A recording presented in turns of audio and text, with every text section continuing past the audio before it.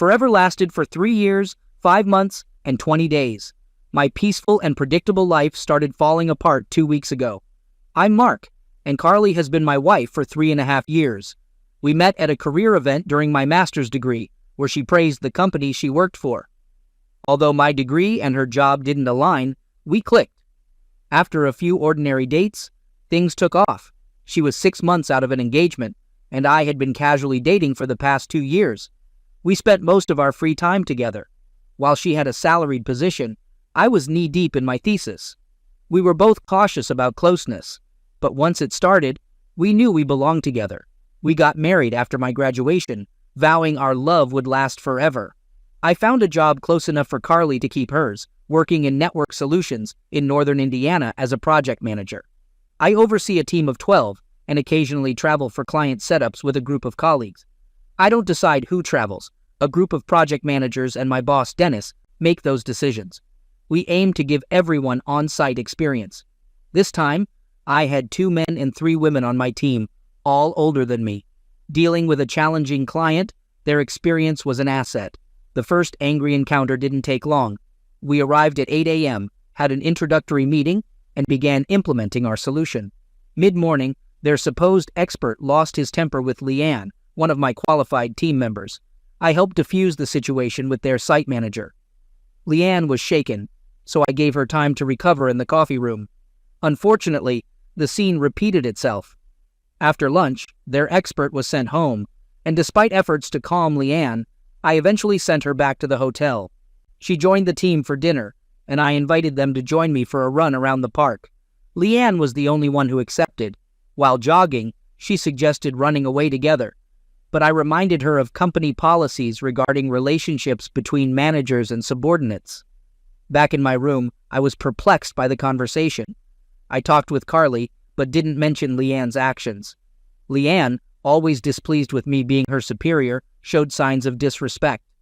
The next morning, I asked Leanne if everything was okay. "Currently, I'm fine, Mark," she replied. Thankfully, the day was uneventful.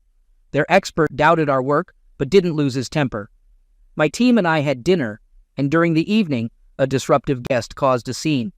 After dinner, I jogged alone, talked with Carly, and watched the 10 p.m. news.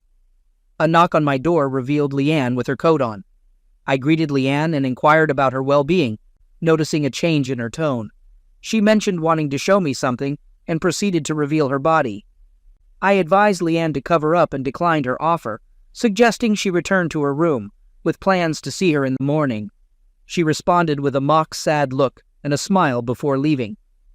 Recognizing the importance of informing Dennis, I sent an email seeking a private conversation about Leanne. The next morning, I approached Leanne and asked if everything was okay. She assured me that she was currently fine. While she demonstrated skill in her job, her behavior struck me as strangely odd. Dennis responded to my email later, expressing his intention to meet with me. Upon my return, everything seemed normal for the rest of the trip. Back home, Leanne was as abrupt as usual. I hope whatever caused those 2 strange nights is in the past. Foolishly, I received a text from Leanne on Sunday evening, describing explicit content. Emoticons. I hadn't seen Leanne since our plane landed on Friday evening. She likely sent the text meant for her lover to me by mistake. I didn't respond and planned to talk with her in the morning. The idea of Leanne with a lover was hard to imagine. Just saying. However, the same could easily be said about me. I mentioned to Leanne that I thought she had mistakenly sent me a text the previous night.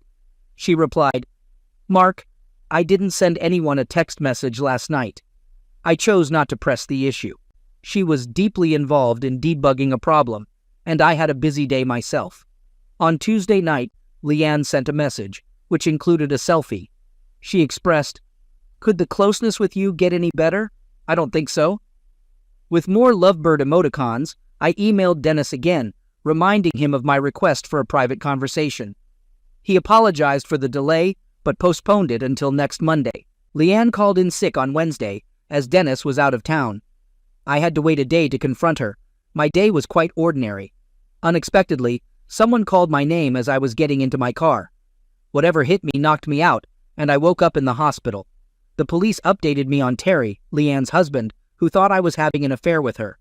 He had violently attacked me, causing a concussion, 2 broken ribs, a hernia, and a broken hand. Terry left copies of Leanne's texts and pictures, colored to hide explicit content, next to my unconscious body. Unfortunately, he gave the same copies to Carly. Carly answered the first call, expressing her wish for my painful demise. I stayed in the hospital overnight for observation, and Carly refused to answer her phone. On Thursday, I took a cab home, and Carly wouldn't talk to me. Rather than starving, I ordered pizza on Friday. Despite the pain, I went to the office. In the afternoon, I learned I was on paid leave due to Terry's complaint. My hearing would be on Monday when Dennis returned. When I got home, Carly was dressed provocatively. I questioned Carly about her attire, expressing surprise at her early return and noting the note she left. She replied that she had a date and I warned her not to proceed, emphasizing the irreversible consequences. She responded, suggesting that I was being hypocritical, claiming innocence in the accusations her jealous husband made. According to her, he mistook her for someone else, and she hadn't done anything to jeopardize our marriage. She challenged me to produce proof, denying any response to the alleged texts and pictures. She asserted her complete innocence, expressing disbelief.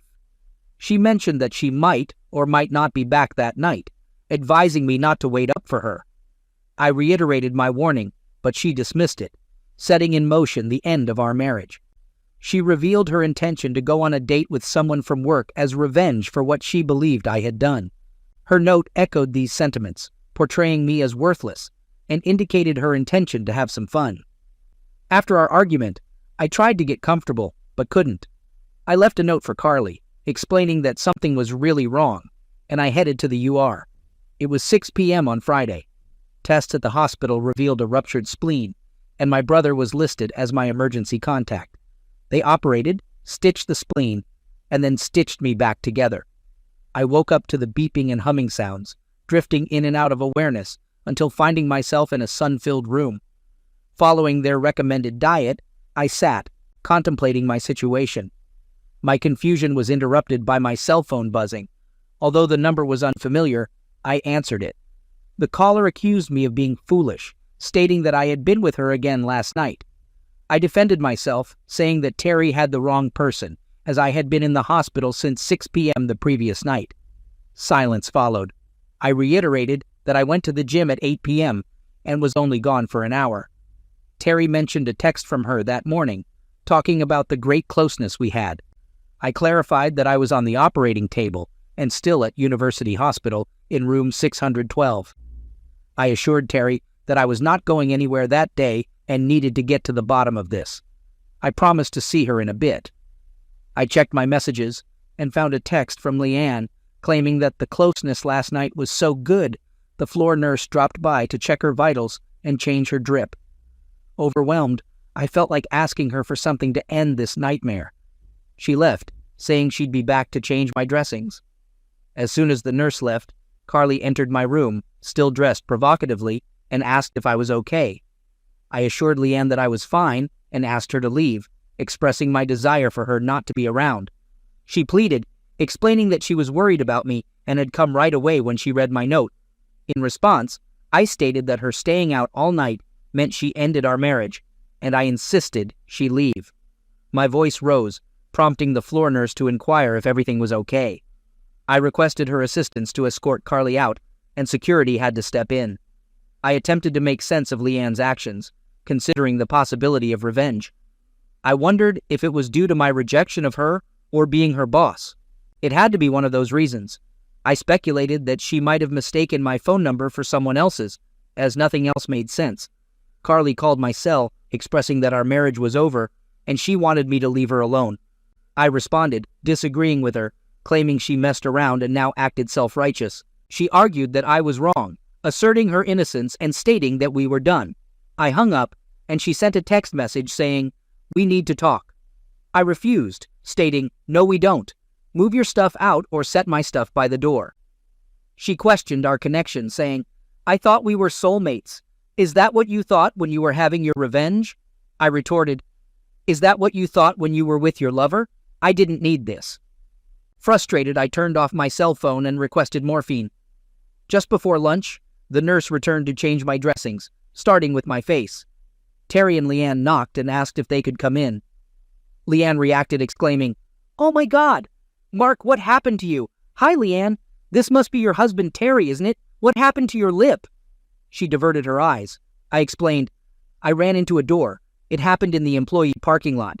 I don't know the status of the investigation at this point. Last night they discovered I had a ruptured spleen. Nothing serious, just a few stitches fixed the problem."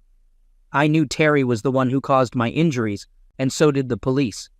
Evidently, Terry hadn't informed Leanne about his encounter with the police. The nurse finished with my face and asked if I wanted my company to leave while she did the spleen surgery dressings. I replied, "No, let them stay." The nurse needed something, so she left, saying she would return shortly. Leanne took a seat on the chair, and Terry attempted to start a conversation. I gestured for Terry to come closer, and I quietly mentioned my concerns about Leanne's peculiar behavior on the last road trip, asking if she had been under pressure recently. Terry shared in a hushed tone that her mother had died in a car crash last Christmas, and her sister had just started chemo for breast cancer. He added that she seemed to be dealing with it okay. The nurse returned, prompting Terry to back up against the wall, and the room fell silent. Carly stormed in, yelling at me and Leanne. The nurse called security, and Terry restrained Carly until security arrived. After the peace was restored, the nurse continued her work, and Leanne got up, standing close enough to hold my hand. Leanne expressed, "Last night was awesome. We need to go to that beach again. The closeness with you is so good." Terry, myself, and the attending nurse stared in disbelief. The nurse looked at Terry and mentioned, "Don't let her leave, I'll be right back." Terry wrapped Leanne in a hug, silently conveying, "I'm so sorry." After about 5 minutes, the nurse and a pair of doctors escorted Terry and Leanne from the room. I had all afternoon to replay the entire 2 weeks, realizing there were two very different Leanne personalities. Several hours later, Terry returned, expressing his apologies. He inquired about Leanne's odd behavior, and when I mentioned the angry encounter, he lit up. "I'll be right back." He returned with a doctor, and I repeated my story. Terry began explaining, "Mark, when Leanne was a child, she was mentally traumatized quite severely. Her father was relentless in his verbal mistreatment of her. She has been in the midst of a nervous breakdown since last week's encounter. You said she did something strange the day after her work encounter. Was there any conflict involving her that day?" I said no, but then remembered the guest and the tray. The doctor joined in. "That would do it. She has what we call dissociative identity disorder. Basically, she has dual personalities. It is usually a reaction to trauma, as a way to help a person avoid bad memories. You must have been the person who interceded on her behalf. You made an imprint on her fantasy personality." Terry asked about Sunday and Tuesday, and I explained about the lawnmower incident and the angry encounter. He inquired about the knockdown fight on the previous night, and I shared that she was upset about the complaint I had filed against him. Terry expressed his regret, understanding the impact on my life. The doctor explained, "Very little can be done.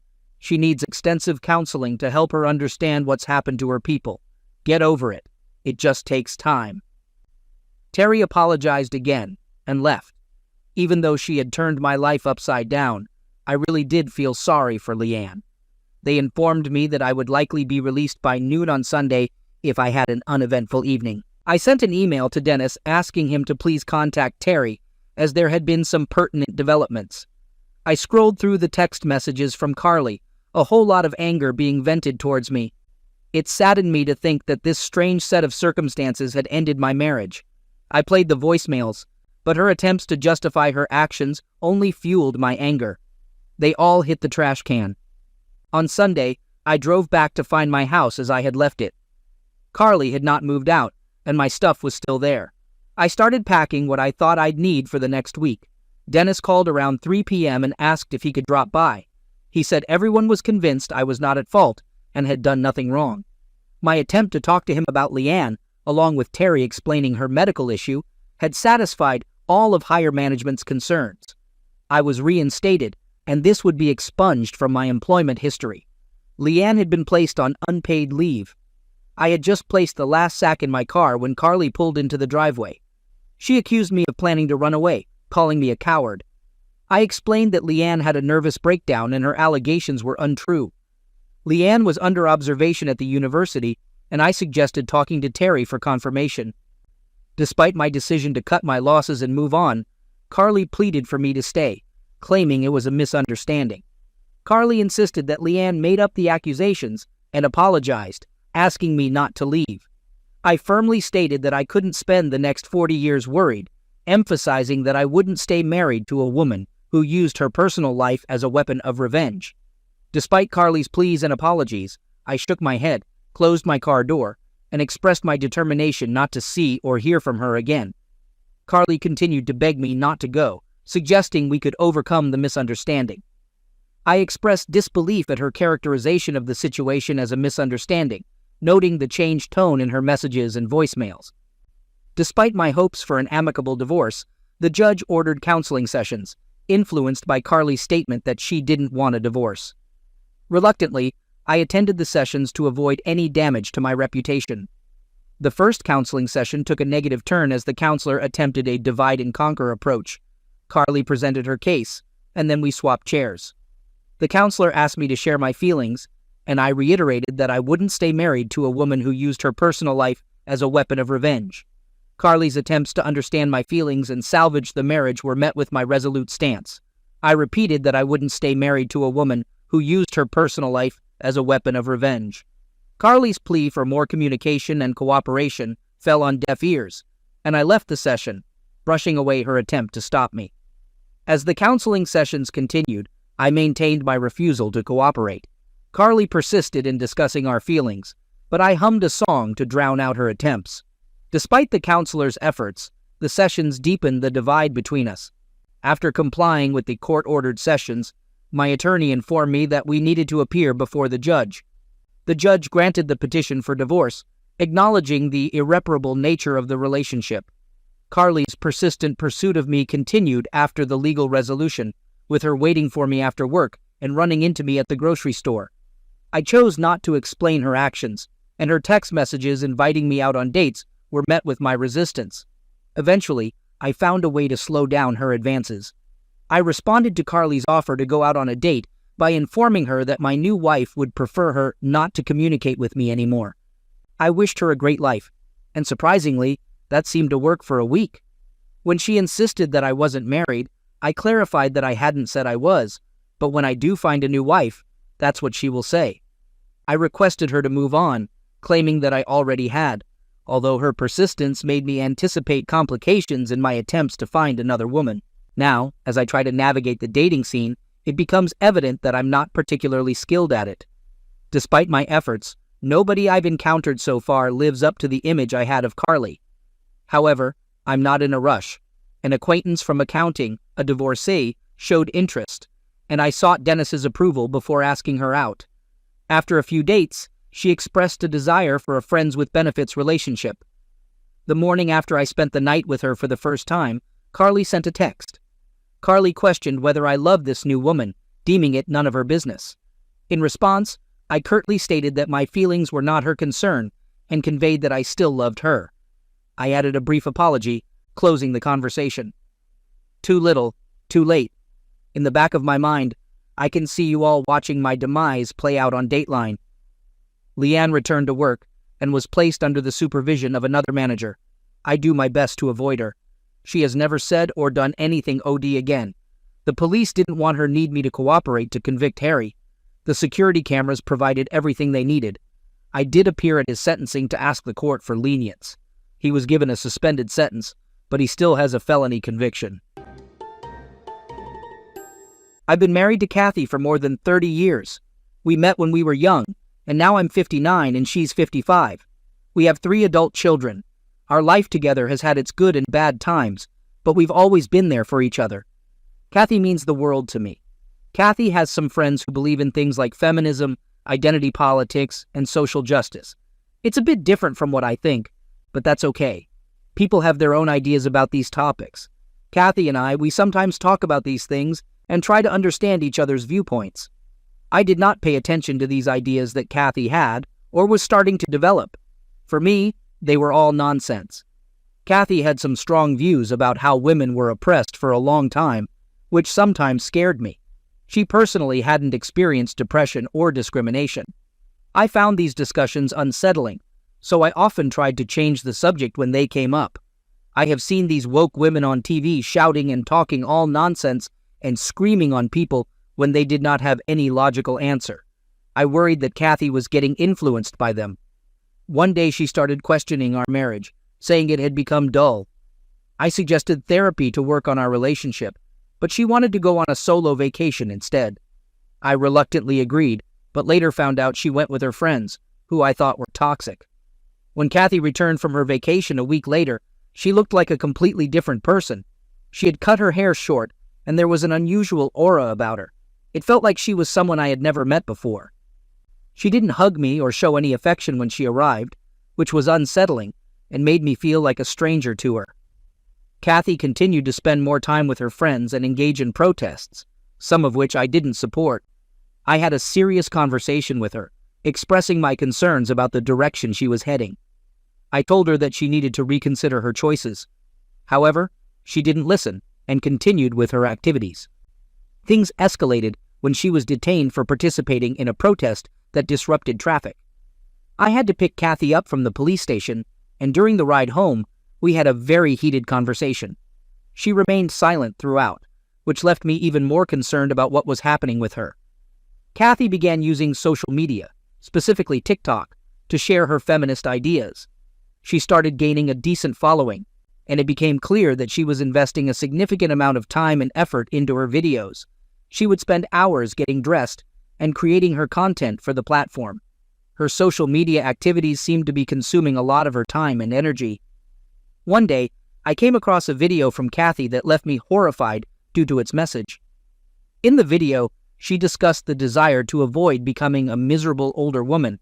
While emphasizing the common trajectory of raising a family and working hard, she pointed out that many women realize in their 50s or 60s that they have nothing for themselves, leading to resentment.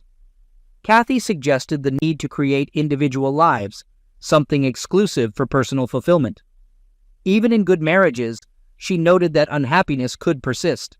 Divorce might not be necessary, but finding what brings fulfillment and a sense of truly living one's life was crucial. Kathy encouraged living each day to the fullest, enjoying good marriages, and maintaining individuality apart from spouses and children. She urged women to break free from routine, explore the world, and discover fulfillment and happiness beyond their roles as mothers. I felt that she was encouraging women to get divorced. I went home that evening and confronted her, and to my shock, she said that she was leaving and had already packed her bags. I tried to stop her, but she shot back and said that she is bored with her life and she wants freedom and happiness. She does not want the responsibilities of her being the grandma or being my wife. She wants to enjoy her life and wants to explore more outside this prison. I was speechless and felt that I had lost my wife to toxic people who have poisoned her mind. I did not stop her and just said that I'll miss her and asked to come back as soon as her exploring is over. She had moved into a smaller apartment in the center of the city. I had informed my kids about their mother, and they all said that she is just going through a phase and will get back home soon. I agreed as well and just waited for her. My wait was cut short soon and turned to shock as I received the divorce papers. She had all this planned and was not in any phase. I called Kathy, but she did not answer. My kids during this time did try to talk my wife out of divorce, but she shut them down as well. A few weeks later, we had our divorce settled, and after 30 years of marriage, I was single. The following day, Kathy shared a new video expressing that she had accomplished the move. In her new place, which she described as feeling like a princess bed, she mentioned the rain during the previous day's move. Today, she woke up with a different feeling, free, as if a weight had been lifted, and she felt genuinely excited for the first time in years. Although her place was still somewhat disorganized due to unpacking, and the apartment was relatively small, requiring intense organization, she conveyed gratitude for this change. After a couple of weeks of continuous moving, she had finally settled into her new apartment. Kathy mentioned that she would provide a tour of it tomorrow. At that moment, she just wanted to say hello. Additionally, she mentioned that her very handsome boyfriend was making dinner for her, emphasizing that life is good. I was angry and heartbroken She broke my home and now has broken my heart. My kids also saw the video and called me to console me and asked me to move on with my life. Eventually, I did move on and found an amazing woman, Maya, who was in her early 40s. She was a high school teacher and was single. We hit it off instantly and now have been going steady. I never informed my ex-wife, and I did not think it is important. I planned a trip with my kids and Maya so that everyone can know each other and get along. Maya asked me to invite my ex-wife Kathy, as she felt it was important that she knows that there is someone in my life. So I called Kathy and invited her. Initially, she did not agree to join our trip. I did not tell her about Maya by then. My daughter later called her and asked her to join and informed that the invitation would not be extended again. I had hired an amazing boat ride for all of us, and Kathy was the last to join us. She came alone. I introduced her to Maya and told her how happy I am with Maya. I wish I could click a picture of Kathy at that very moment. Her face was red, and it seemed that she was not expecting me to get a life for me. Throughout the trip, I enjoyed Kathy's disgust towards Maya and me, although Maya had a noble intention, but I was really enjoying the results. A few days later, we came across another video of Kathy, where she revealed that the recent days had been highly traumatic for her. Despite acknowledging that it wasn't entirely her fault, she took some blame for the distressing situation. Kathy shared that she anticipated a strong physical and emotional reaction upon discovering that her estranged husband was in a new relationship. Despite being separated for a year, they still spent some family time together, and he had assured her multiple times that he wasn't involved with someone else. However, this turned out to be untrue. Kathy expressed uncertainty about joining a trip, fearing her ex-husband might misinterpret her intentions. Despite these concerns, her daughter convinced her to participate, suggesting that he might not extend another invitation. In hindsight, Kathy understood the reason for her daughter's advice. She clarified that what hurt her the most wasn't the fact that he was in a new relationship, as she had a boyfriend herself, but the fact that he hadn't informed her. She had felt secure, believing he still harbored love for her. He even invited me on a trip with him and our daughters, which I accepted. However, during the trip, I discovered some hurtful texts, and it was horrifying. The trauma that followed was intense. I had a physical and emotional breakdown, and I felt like I had completely lost control of my emotions. It was a terrible experience, and I'm struggling to cope with it. Her upset wasn't about losing me. It was more about losing the exclusive access to my resources and the stability he provided. The specific trigger was when she discovered I was telling another woman that I loved her. Not just that we were involved romantically, unlike Kathy's boyfriend, who was only interested in casual relationships, typically don't invest financially and emotionally in her. But when a man like me is in love, he often wants to build a life with the woman he loves. For Kathy, the real trauma was losing her place in my life to another woman. I began receiving numerous calls from Kathy, where she expressed her remorse and reminded me that I had asked her to come back. In response, I told her that it was too late and she would no longer be a part of my life. That boat has sailed. She had made her choice, created her own circumstances, and now she needed to live with the consequences of her decisions. A few days later, we came across another video from Kathy, where she shared that things weren't going well for her. She reflected on how life used to be good and questioned whether the difficulties were her fault, considering herself possibly selfish or self-centered. Kathy expressed her struggle with the artificiality and pretense around her, admitting she was fine initially, but now the reality of the separation was sinking in. Acknowledging that it was just a separation and there were worse things in the world, Kathy remained uncertain about what her future held. She could only remember the positive aspects and found it challenging to recall anything negative. Kathy reminisced about a lovely woman who was once a close friend, revealing that she had been invited to dinner by this person and had bought gifts for their children. Despite being at home with her own family, Kathy decided to join this other family for dinner, expressing a sense of missing her own family and the struggle of being without them. Kathy confessed that being a family meant a lot to her, and she pondered whether enduring misery would be worthwhile if it meant having her family back. Without them, she felt lost about her identity. Tearfully, Kathy clarified that her emotions weren't due to drinking, but stemmed from the profound difficulty she was facing. She wished everyone a happy Saturday and expressed hope that she would be okay later, acknowledging the profound sense of loss she felt. Kathy concluded by mentioning her plan to go sit with another family who had invited her, appreciating the gesture but acknowledging that it wasn't an easy situation for her. My daughter called me up and asked to do something, but I told them their mother chose this life and I did try to stop her. She wanted freedom. She has freedom. She has a new love life and she can explore the world as she wants. My daughter agreed and said that she agrees with every word I said, but she cannot help but feel for her mother's bad choices. A few days later, there was another video. Good morning. Sometimes I wonder what I'm doing and why I made the choices I did. Last night I had a dream about my estranged husband. He came to me saying he'd hurt his hand badly and was crying. In the dream, he needed my help, and I suggested moving in to take care of him. It felt like we were starting over the way things used to be. It was an upsetting dream, and it's not even possible. It's just how dreams are, I guess. My body is telling me that I still love him, and I always will. But things are different now. Sometimes I get angry and think, why doesn't he believe that I should have a fair share? He wants to give me some money, but it's not enough. All the things we had were partly because of me. My parents lent us money, and I played a significant role in helping him, encouraging him, and being there for him, even when things went wrong. I made mistakes and I paid for them, especially when I left. It seems like everything he did was okay, but everything I did was my fault. I'm constantly blamed for everything.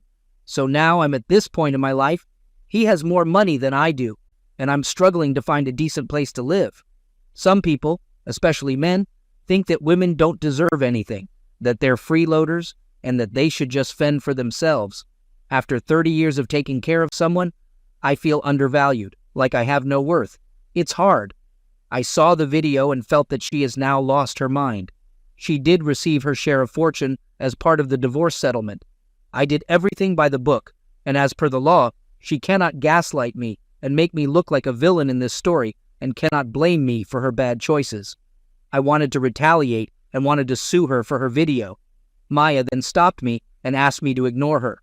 My kids called Kathy and told her to apologize for what she posted or she will be cut off from everyone's life. Kathy, having no choice, did post a lame apology citing her mental health as a reason. I got married to Maya a few days later, and I did unfollow Kathy on all my social media.